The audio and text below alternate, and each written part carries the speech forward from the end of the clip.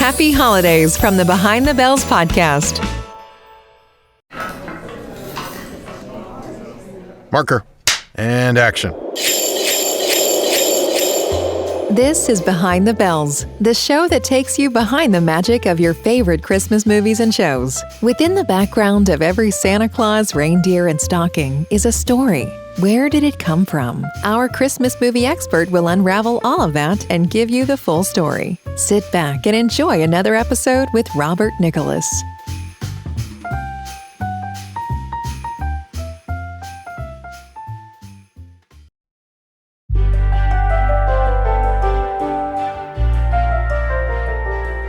Merry Monday, everyone, and welcome to Behind the Bells. I'm your host, Robert Nicholas, and I'll be taking you on another one-horse open sleigh ride into the world of Christmas movies. Well, happy Christmas podcast day, everyone. Whoa. You can't tell me you've never heard of this most special of holidays? No? Well, it's time you've begun. To commemorate this special day, various other holiday shows, including Tis the Podcast, Totally Rad Christmas, Closer to Christmas, and so many more are covering different versions of A Christmas Carol. I'm no stranger to that, having previously looked into the history of Scrooged in my first year in 2020. But I also haven't done another version of that story, even though there are tons to choose. There's the Alistair Sim one from 1951, the George C. Scott one from 1984, and even the Muppet Christmas Carol. I wanted to do something more unique, as those are worthy of their own deep dives. So, looking into the world of animation, this too has seen a variety, including the Looney Tunes, to the real Ghostbusters, to the Simpsons, and even the Animaniacs. But I wanted to tie in something that's really close to my heart. To work in one of my favorite movies, we're going to take a look at Back to the Future, Dickens of a Christmas.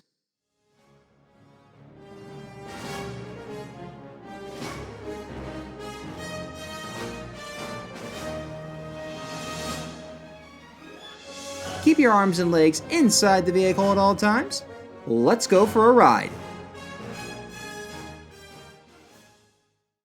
Beyond a lot of Christmas media I enjoy, the Back to the Future trilogy is my all-time favorite set of movies. My top 10 favorites have changed a couple of times, but Back to the Future has never left my number one spot. It's something that's not only nostalgic, but it's also a fun story that's, well, a lot of things I like. It's science fiction, comedy, romance, and a high school story all in one. I know that some would rather that I would only include the first movie on its own, but I think both Part 2 and Part 3 are just as fun and memorable. It's a great arc for both of our heroes, the young and confident Marty McFly, played by Michael J. Fox, and eccentric but lovable Dr. Emmett Brown, played by Christopher Lloyd. I could argue that the real star of the series is the time machine itself, the Delorean, the stainless steel car that at the time in the 80s was billed as the car of the future, but poor sales and a complicated history prevented it from being something bigger. Had it not been for Back to the Future into turning it into a time machine, it probably would have faded into obscurity, a relic from the strange and weird files of car design. It now almost has a retro tech look to it that makes it, well, even more science fiction than ever, even above the more modern and trendy cars of today. The story of the trilogy took us from the 1980s to the 1950s to the Old West and what we can now describe as the alternate 2015. It warmed my heart to see so many people enthusiastic once that October 21st, 2015 date arrived and everybody wanted to celebrate. Sure, we didn't have any real hoverboards, flying cars, and full pizzas that can rehydrate, but it's always fun to look at a past future vision just to see how close we were. Even without the time travel element, the movie still has a lot of great characters we remember even after over 30 years. We've got Bully Biff Tannen and his various family, all play Thomas F. Wilson, Marty's mom Lorraine, played by Leah Thompson, his father George, played by Crispin Glover, Marty's girlfriend Jennifer, played by Claudia Wells and Elizabeth Shue, and Doc's eventual wife Clara, played by Mary Steenburgen. They all fit into a fun story that plays with time travel and has always been easy for adults and children to understand. We, of course, cannot forget the memorable lines. Great Scott! 1.21 gigawatts! Ugh, this is heavy. And of course, we're sending you back to the future! I could go on with the film series for a while, but I'm focusing today on the less known animated series, also called Back to the Future.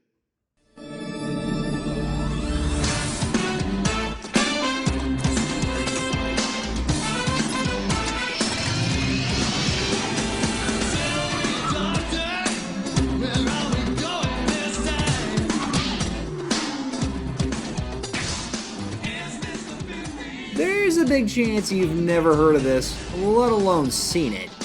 We do need to remember the time period in which this was released, the early 90s.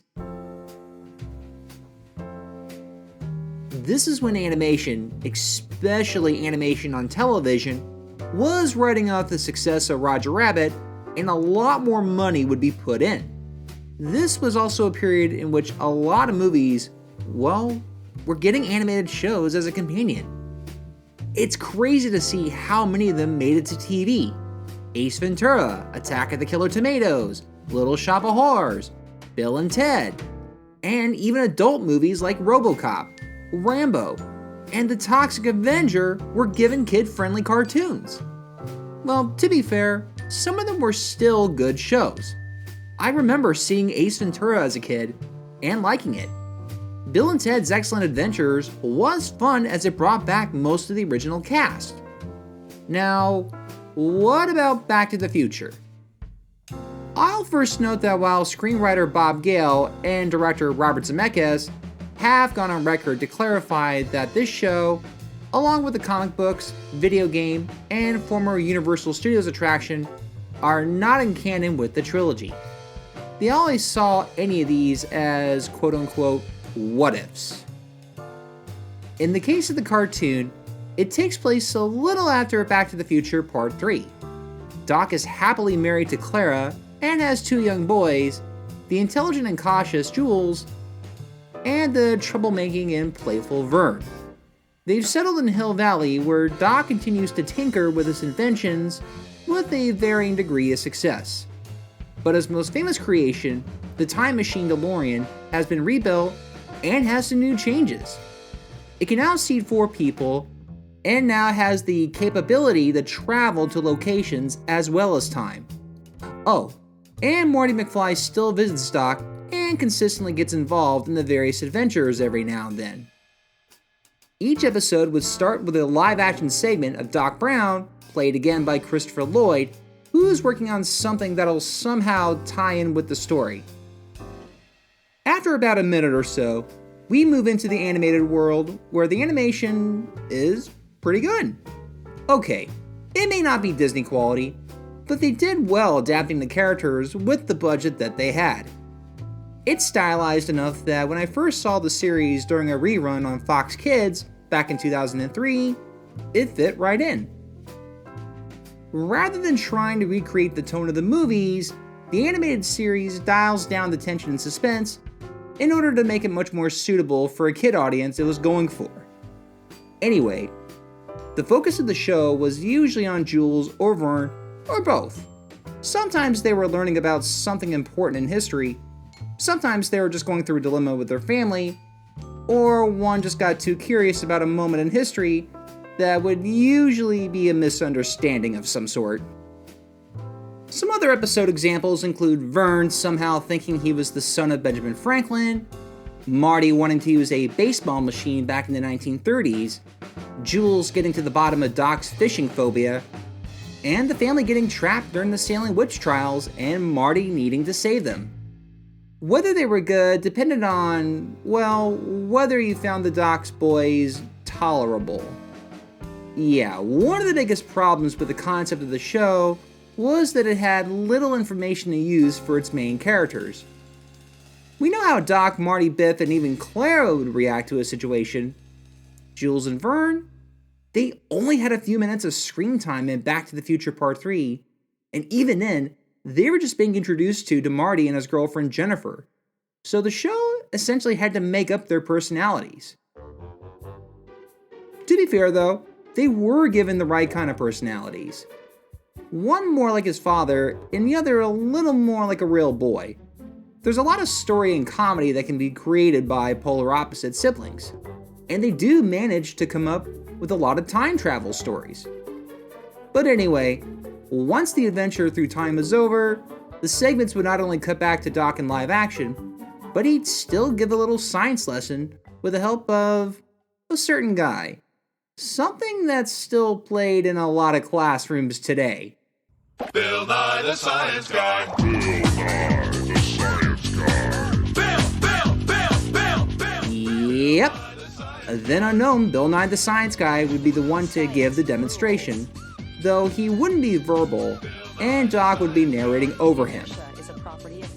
For his debut on a national series, he would showcase his ability to present a fun experiment that kids watching could do on their own. This was done to ensure the show still had an educational bent to it, and also to pay some tribute to the original TV science guy, Don Herbert, better known as Mr. Wizard. Before we dive into today's episode, let's talk a little bit about how Back to the Future, the animated series, came to be. Let's get into the Delorean and go back to around 1991.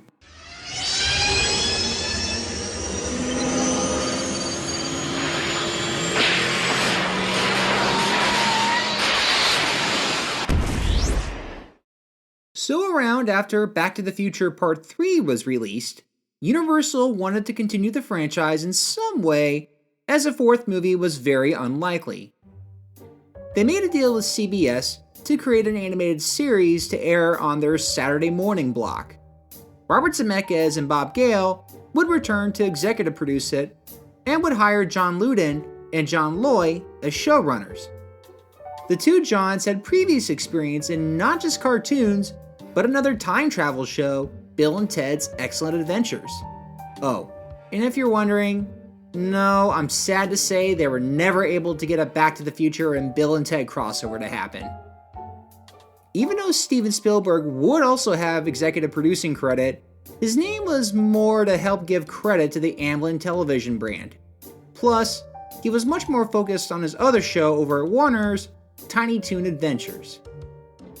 He also knew that Robert and Bob would want to keep the series as theirs. Unlike a lot of movie-based cartoons that were just handed off to a production company with no help, Back to the Future was something that they took very seriously. They wanted to ensure a similar sense of the movies while helping make it more digestible to what was understood as a kid-friendly audience.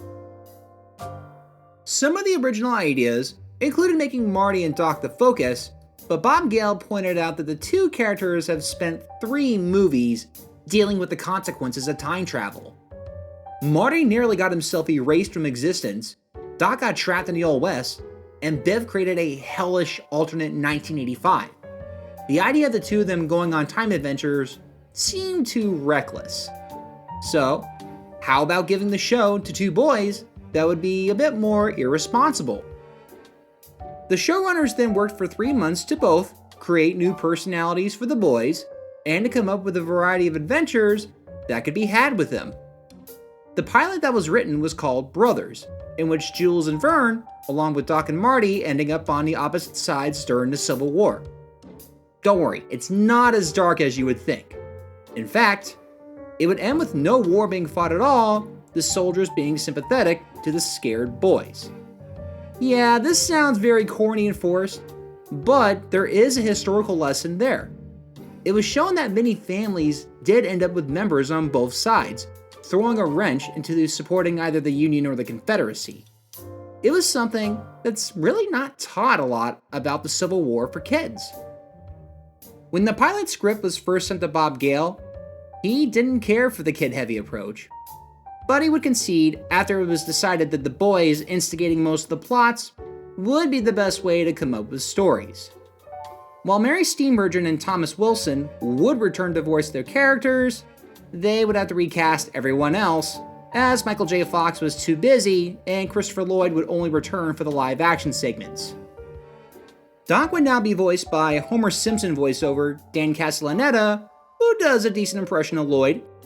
Marty would be played by David Kaufman, whose credits have included Dexter Douglas on Freakazoid, Jimmy Olsen in the animated Superman series, and his most well-known part, Danny Fenton in Danny Phantom. Jules will be played by John Keaton, a prominent voiceover whose work includes Young Hercules and Disney's Hercules, and a ton of Spider-Man parts. Yeah, he's played Harry Osborn in the Spider-Man video games based on the Sam Raimi movies, Electro in the recent PlayStation Spider-Man game, and even Peter Parker himself in the Spectacular Spider-Man series on Disney+. He would even reprise that part in the movie Spider-Man Across the Spider-Verse. Verne would be played by Troy Davidson, who sadly doesn't have a large resume that hasn't been updated since 1996, so we can assume that he only acted as a child. But he still has some good credits, including Wally's son on the new Leave It to Beaver, Cody of the Cowboys of Moo Mesa, and a variety of parts on a revival of the animated Pink Panther series. Back to the Future would premiere on September 14th, 1991 on CBS to a good amount of fanfare. It had a lot of promotion, including a set of Happy Meal toys from McDonald's. Dr. Emmett L. Brown here. Through the wonder of video spectronomy, I'm recording an amazing phenomenon. McDonald's Back to the Future Hamburger Happy Meal for $1.99. Analysis shows it comes with one of 4 toys, like Marty McFly, some old guy in my Delorean. Holy bovine, is he familiar. Switching to X-ray mode reveals 1 toy each week when you buy your kids a $1.99 McDonald's Happy Meal. Perhaps I should forgo further documentations and just have lunch. What you want is what you get at McDonald's today. It did manage to get mostly positive reviews from critics who thought the movie's charm was successfully translated to a cartoon, even if it was on a smaller scale. Fans of the movies were mixed, with many not caring for the more kid-centered stories. They were also convinced that this was just another cash grab by Universal, no doubt because many shows based on movies were usually bad. Now, was Back to the Future worth the hate? The best answer to that lies in today's episode, Dickens of a Christmas. We're going to take a short break, but we'll be back to show how it highlights the best and worst aspects of Back to the Future.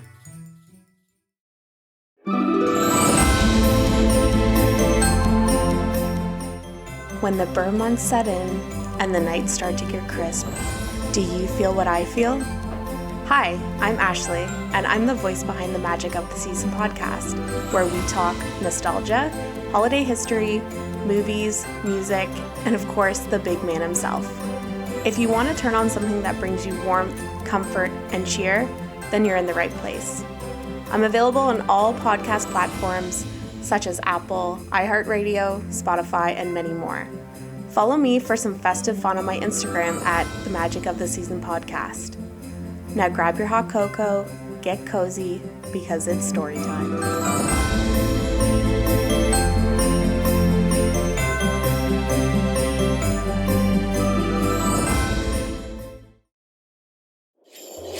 And now back to the show with our Christmas movie expert, Robert Nicholas. It's strange to think that there's anything Christmas related in Back to the Future. But the original movie itself almost sets itself as a Halloween and holiday-based story. Remember, when we began in 1985, it's October 25th. When he travels to 1955, it's November 5th. When he travels to 2015, it's October 21st. The odd date out is the Old West in 1885 when Marty travels back to September 2nd. I just thought it was interesting that there were 2 movies that are so close to Halloween and the beginning of the holiday season, there's no decorations to be seen. This was probably done to make it easier for the overall production design, but perhaps this makes this episode fitting as this is between the Halloween and Christmas period. Even if the movies never sought to bring in the decorations, this animated episode does. So, let's get back into the DeLorean and go a little forward to when the 10th episode of Season 1 aired, November 23rd, 1991.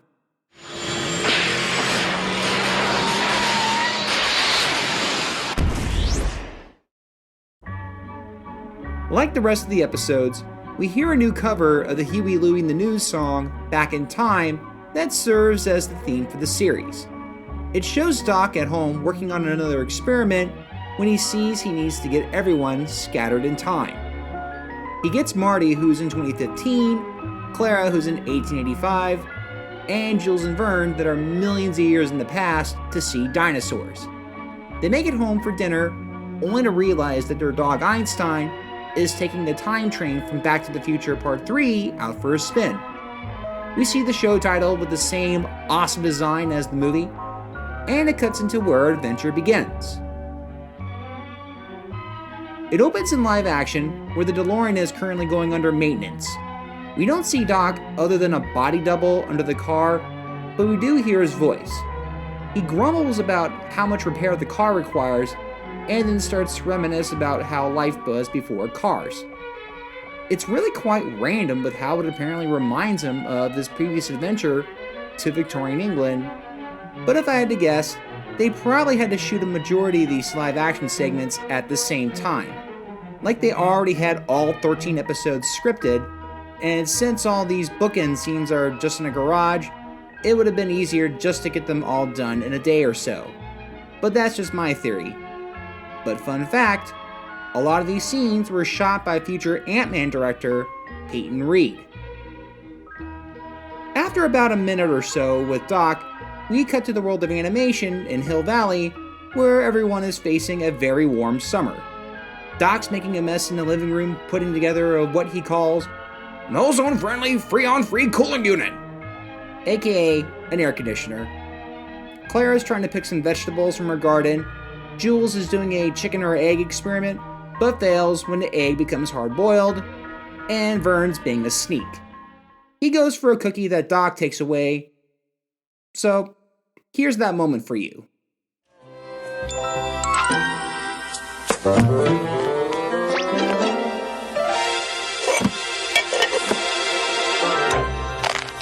Man, those must be sugarless. Verne, I distinctly forbade any more baked goods. You'll spoil your supper. So you can tell that while the acting's pretty good and it's fast-paced to get into the needed story, it unfortunately showcases how lame some of the jokes can be. I'm sad to say, the show's essentially like that in a nutshell. It'll sometimes have something, but comedy was where the show never shined. It's too bad. The original trilogy was very funny, and the showrunners that previously worked on Bill and Ted's Excellent Adventures did manage to get in some good jokes there as well. But Back to the Future is an absolute mixed bag.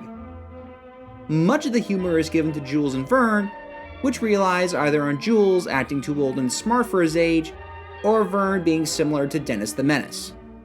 The kid actors are trying their best, but I don't know if the writers didn't have time to flesh out the scripts or work with the personalities of the characters more, but when the jokes bomb, it really bombs. The humor is also given to Marty to highlight more of him being out of his element whenever he time travels. Speaking of which, Marty comes crashing into Doc's home as he was riding a hoverboard while watching a knockoff Japanese monster movie that looks a little like Godzilla. The heat gets to them, and Doc decides the solution is to get away from it.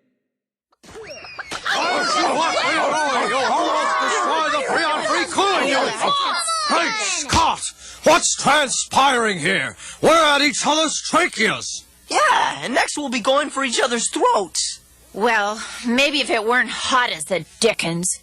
That's it! Mother has pinpointed the cause and the solution in one concise, worn-out cliche. It's the heat. What we need is a little Christmas spirit, and I know just where to get it. The family gathers in the DeLorean, where their destination is December 24th, 1845. We get our first dose of the Christmas season when we hear a street choir singing Here We Come A-Wassailing. It's a nice old-fashioned carol for the era, but it's somewhat broken when we see the Delorean flying in broad daylight. This breaks the trilogy's rule of not time traveling in populated areas. But this isn't something I should complain about, as this is done all the time throughout the series.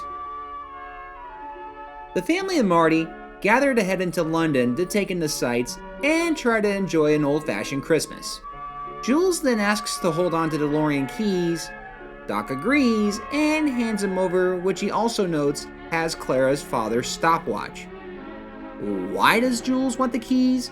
Why does Doc seem oddly okay with his son holding the thing that can get them home? Who knows? It's more random tidbits that were put into the script to keep the whole thing moving. Speaking of which, as Marty finds himself in a toy store to follow a pretty girl, the keys that Jules had get stolen by a young pickpocket. Jules and Verne make chase, while Doc becomes distracted by a Frankenstein toy that he says he had at one point. Clara too heads in, where she has an encounter with one of Biff's ancestors, Ebenezer Tannon.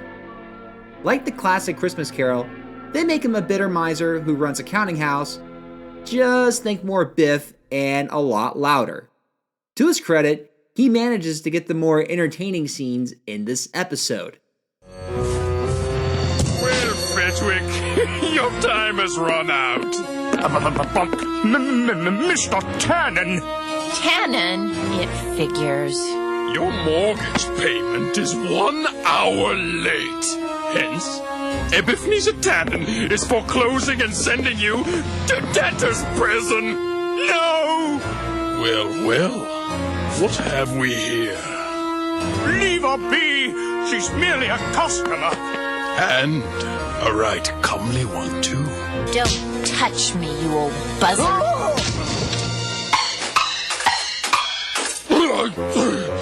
Take the wench as well.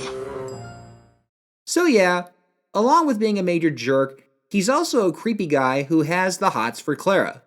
When she rejects him, he sends her to the debtor's prison that he sends all of his delinquent payers. Meanwhile, the boys chase the pickpocket into an old warehouse where they end up captured by a large scary man who wants to make them into two little pickpockets themselves. This man is clearly a reference to the Sykes character from Oliver Twist, another book written by Charles Dickens. Doc and Marty see that most have gone missing and manage to get help from the same group of carolers that we heard earlier. And yes, they sing most of the recap. Beg pardon, kind carolers, but might you have knowledge of the toy shop owner's whereabouts? Although 'tis the Christmas season, the Fedgwicks are all in prison. The mortgage, it was the reason, said old miser Tannon. Tannon, but one of the beautiful female customer. That lady, she was arrested for Tannon, her metal tested. His hand on her cheek he rested, and she punched his ticket. What a spouse! And the boys? A thief picked the elder's pocket, chased off like a blazing rocket. The fob, he'll probably hawk it, though we might be mistaken. Keys to the Delorean. I should have never given Jules that responsibility. Any idea where we can find this pickpocket? And lose the tune, bub. Okay, Mac. His name's Reg, and he hangs out at the Og's Head Tavern. Though the situation doesn't seem to endanger the space-time continuum like in the movies, it does make it so that they'll have to split up. Doc goes after his boys, and Marty goes looking for Clara. Doc makes it to a dingy tavern called Hogshead, looking for the pickpocketer that we find out is named Reg. He dodges some darts and a mean dog, but comes across another guy who says he knows Reg and will take Doc to him. Jules and Verne, however, are getting their first lesson in pickpocketing when we cut to London's town center, where we see the crowd marveling at the large Christmas tree. Reg gives them some pointers, but when Verne tries it, he only manages to steal some guy's dirty socks. This is also where we get a very strange continuity error in which the guy whose socks are stolen alerts the police. His pants fall down as if his belt was stolen, even though nothing like that happened. This is a mess up on a lot of levels, but I don't know if a scene got cut, but it highlights the rare occurrence of the animation being very sloppy. Regardless if his socks or belt were taken, but the alerted authorities causes Jules and Verne to run. Again, why don't they ask for help? Who knows? Marty finds his way to the prison, where he learns that none of Tannon's debtors have ever been released. We even cut to the jail cell, where Clara's jammed in with a ton of people and encounters an old man. When she asks how long he's been in there, he exclaims, "When I first come to the prison, I was wrinkled, had no teeth, and drooled a lot. I was a baby." Marty overhears the guard calling Tannon Scroogey, in which he gets the idea to give Tannon a Christmas Carol experience to change his ways. So yeah, the whole Christmas Carol plotline doesn't even begin till midway through the story. But this also happens to be where the episode shines the most. But that's probably because, again, Tannon is the more entertaining character.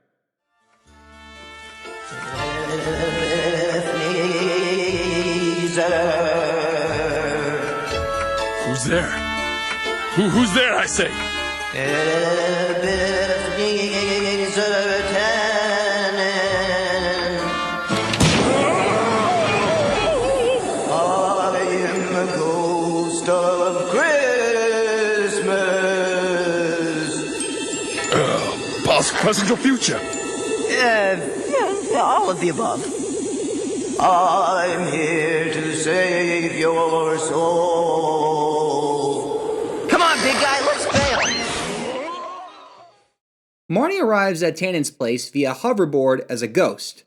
The ghost of all the above, where he should have known that as an ancestor of Biff, he was going to have his work cut out for him. He's first taken to a warehouse, hoping that the sight of children working the factories would break him. All this does is make Tannon remember that some kid owes him money. So Marty then tries taking him to the slums of the city, hoping this would showcase the need to show goodwill towards all men, but that too goes wrong. Dinner in a spiffy, me dears. And now check this out, Ebenezer. No proper home, and dinner is a few chestnuts. Ebenezer? Give me them nuts! Made me hungry. Hey, Tannon, chill out. Was an angel. Some angel. He strewn me nuts all over. Doc arrives with the bar patron to the same warehouse where Reg says he has no clue who this strange man is. Upon hearing this, the Sykes guy reveals that he and the bar patron are friends and end up capturing Doc. The boys have no clue that their father is in the same building. They're in the other room, where they find out that Reg has been on the streets for a long time and has no family except for these two guys. Had he not been stealing, he'd end up in the workhouse like the one that we saw earlier. Some time passes, in which Jules and Verne manage to get the keys back with the help of Reg. The two try to sneak out, but have a run-in with their tied-up father. They free him, but also wake up the two bandits, which results in another chase. Remembering what he saw before, Doc lures the bandits back to the tavern, where he both gives a lesson on Newton and defeats the villains with barrels of pickles. I'll just blow in sweat, you filthy-footed hooligans! Now where in blazes did I get to? Excuse me, Mr. Wilkins. Are you by any chance familiar with Newton's first law of motion? Don't pay much attention to laws myself, Copper. A party at rest will remain at rest, but a party in motion will remain in motion.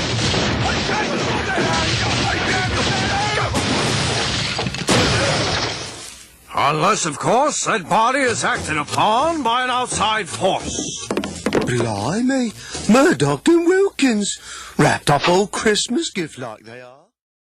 Marty, on the other hand, is really having a rough night. He takes the miser back to his home while saying, "I give up, Tannon. I've shown you things that would make the Terminator cry." But as he sets him down, a device falls out of his pocket and projects a monster on the wall. It's the thing that Marty was watching his movie with earlier.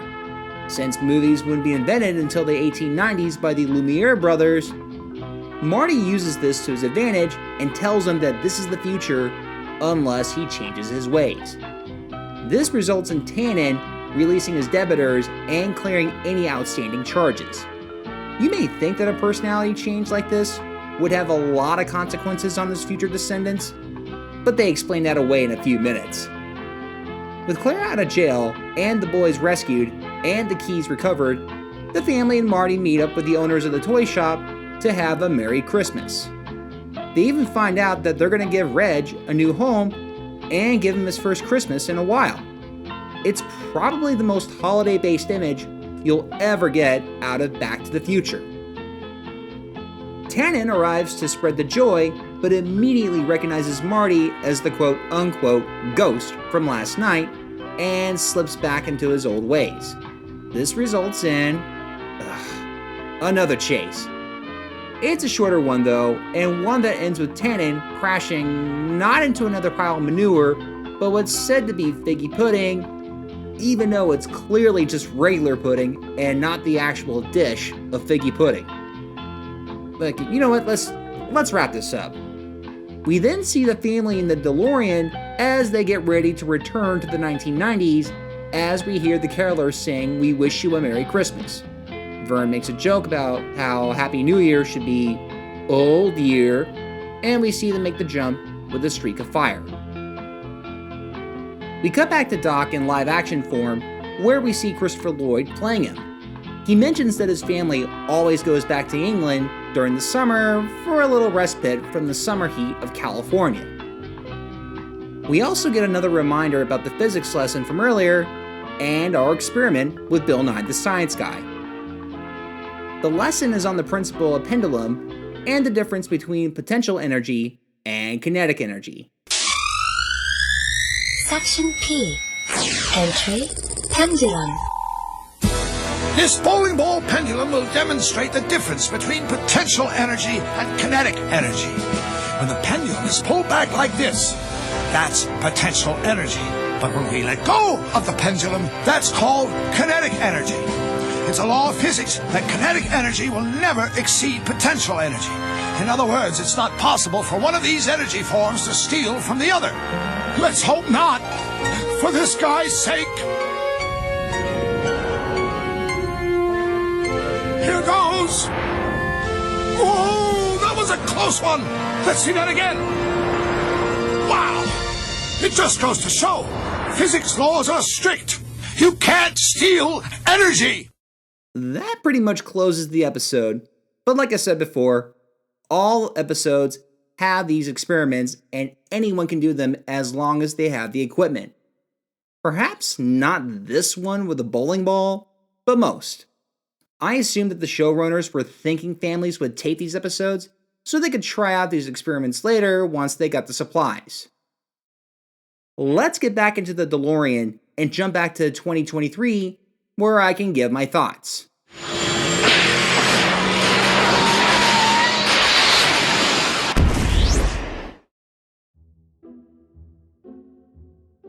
If I had to describe this episode with one word, it would be random. This is unfortunately an episode that showcases the worst of the series.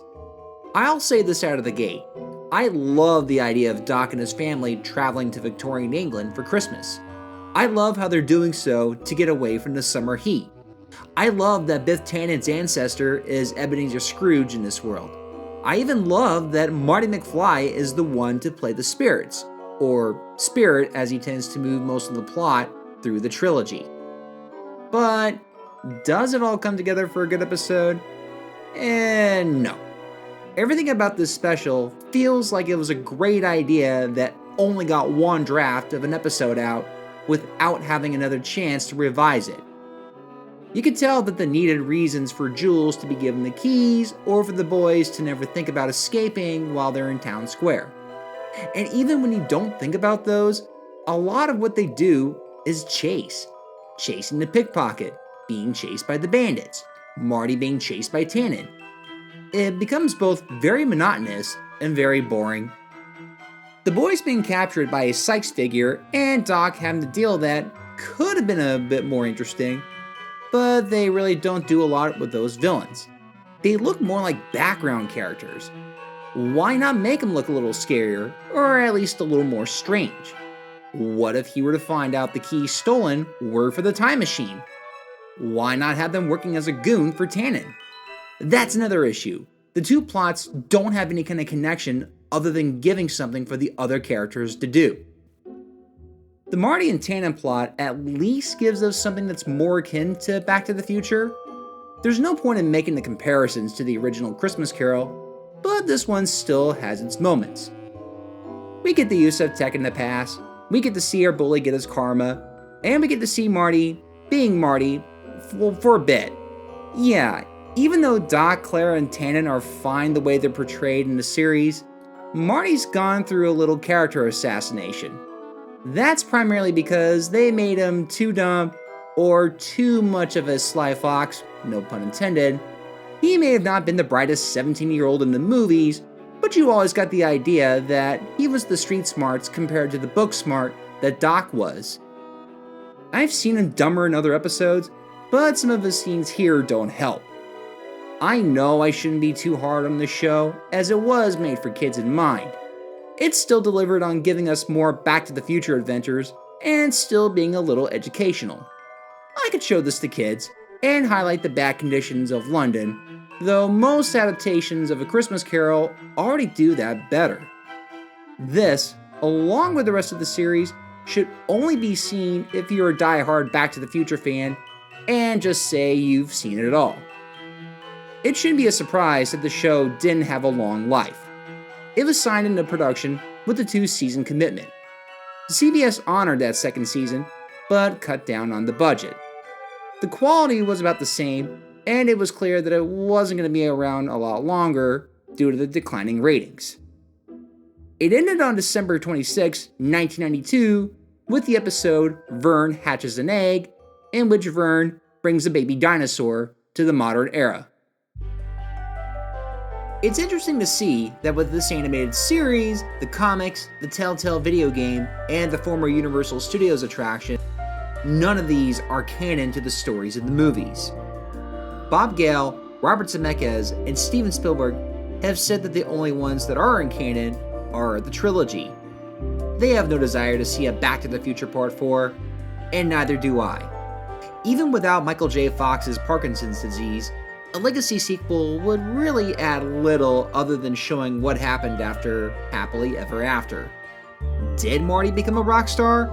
Did Doc and his family go on further time adventures? Would the DeLorean ever come back? I don't need to know the answer to those things. But the cartoon does okay at showing those what-ifs. It doesn't have a lot for adults, but it's serviceable to kids that love the movies and want more. I just can't go as far to say that Dickens of a Christmas represents that. But don't let that spoil you from enjoying the show if you were a fan, or just want to find out. It's best if I ended on Doc's quote, "Your future hasn't been written yet. No one's has. Your future is whatever you make it. So make it a good one." I'll be back soon with another Almost Christmas, but we'll get back into deep dive territory during the holidays. I've got a classic in mind that just turned 30 years old, but you'll have to wait for that until the future. A short future, but we all don't have DeLoreans. But until then, I'll see you all real soon. Hey, Doc, we better back up. We don't have enough road to get up to 88. Roads? Well, we're going, we don't need roads.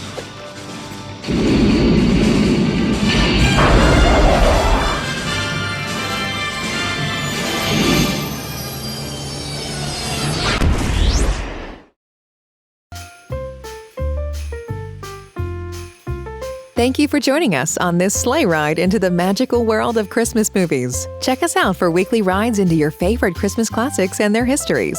Be sure to give us a positive review on iTunes if you like what you heard. And don't forget to follow us on social media on Facebook and Instagram for updates and special news. Consider subscribing on Patreon in order to help keep the show going and to gain access to some special gifts not available to the public. Merry Monday to all, and to all a good night. See you next week. Cut. Okay, everybody, that's a wrap.